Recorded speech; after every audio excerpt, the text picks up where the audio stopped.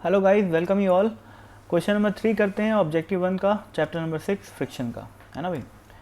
तो a body of mass is kept on a rough horizontal surface. तो ये body है जिसका मास m है, उसको एक रफ सरफेस पे रखा गया है जिसकी फ्रिक्शन कोफिशिएंट म्यू है।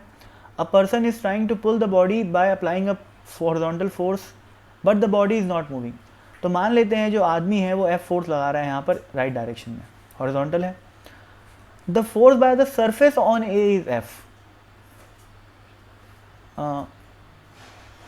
यार ये जो F है ना वो सरफेस लगा रहा है, तो एक काम करता हूँ, इसको मैं चेंज करके कुछ मान लेते हैं कि F1 फोर्स लगा रहा है आदमी। ठीक है, जो आदमी हॉरिजॉन्टल फोर्स लगा रहा है वो F1 है मान लेते हैं। अब सोचो ये बॉडी मूव नहीं कर रही है, मूव नहीं कर रही है, इसका ये मतलब हुआ कि ये जो F1 है वो फ्रिक्शन की मैक्सिमम वैल्यू से छोटा है, तभी तो मूव नहीं कर रही है बॉडी।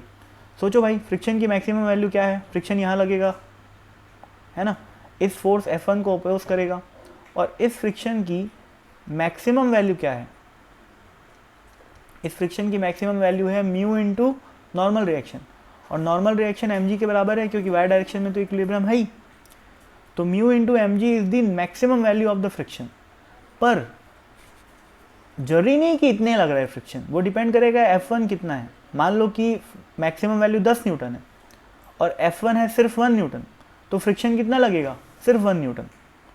तो बात समझने की ये है कि जो फ्रिक्शन है वो कहाँ से कहाँ लाया कर सकता है अगर बॉडी नहीं मूव कर रही है। तो अगर बॉडी मूव नहीं कर रही है तो फ्रिक्शन म्यू इंटू mg से छोटा है, ठीक है, और 0 से बड़ा है, ऑब्वियस सी बात है। ठीक है भाई, और नॉर्मल रिएक्शन तो फिक्स है भाई, नॉर्मल रिएक्शन क्या है? फिक्स है। ठीक है, अब जो कॉन्टैक्ट फोर्स है, देखो क्या लिखा हुआ है, the force by the surface on A. अब ऑन ए मतलब ये बॉडी की बात कर रहा है, ठीक है ना, बॉडी का नाम ए ले, the force on the sir, यार ये ए बॉडी का ही नाम है, ठीक है ना, ये ए बॉडी का ही नाम है, ठीक है, कोई खास बात नहीं। पता नहीं ये कैसे मेंशन किया है, थोड़ी लैंग्वेज मिस्टेक है, क्योंकि यहाँ पर कोई नाम वाम दिया नहीं। A body of mass m लिखा हुआ है और अ पर्सन ए, वो ए वाला ए है, नाम वाला ए नहीं है, ठीक है ना। तो खैर जो भी है, ये बॉडी है, the force on the surface on the body is F। Body पे जो फोर्स लग रहा है सरफेस के द्वारा वो कितना है? F। तो F किसका किसका कॉम्बिनेशन होगा? सोचो क्या होता है, सरफेस बॉडी पे कौन सा फोर्स लगाती है? कॉन्टैक्ट फोर्स लगाती है। कॉन्टैक्ट फोर्स किसका किसका रिजल्टेंट होता है? नॉर्मल रिएक्शन और फ्रिक्शन का, ये है ना भाई,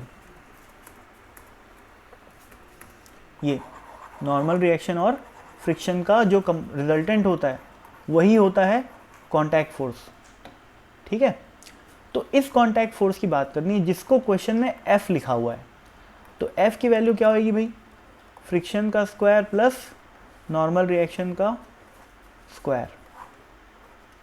ठीक है, तो सोचो F की जो मिनिमम वैल्यू होगी वो क्या होगी?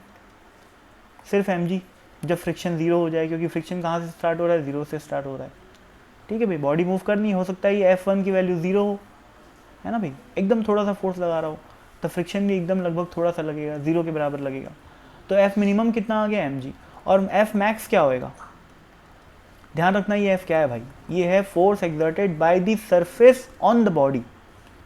और mg को इंक्लूड मत कर लेना यहाँ पर, mg क्योंकि अर्थ लगाती है ना, सरफेस नहीं लगाता, अर्थ लगाती है। सरफेस क्या क्या लगाता है? फ्रिक्शन लगाता है और नॉर्मल रिएक्शन लगाता है। ठीक है भाई, चलो मैक्सिमम वैल्यू क्या होगी? F स्क्वायर का मैक्सिमम वैल्यू कितना है भैया? Mu into mg। तो mu square m square g square plus mg square, तो ये F मैक्स हो गया। तो F की वैल्यू इतने से इतने में वेरी करेगी, यानी कि इसका आंसर क्या हो गया? ये।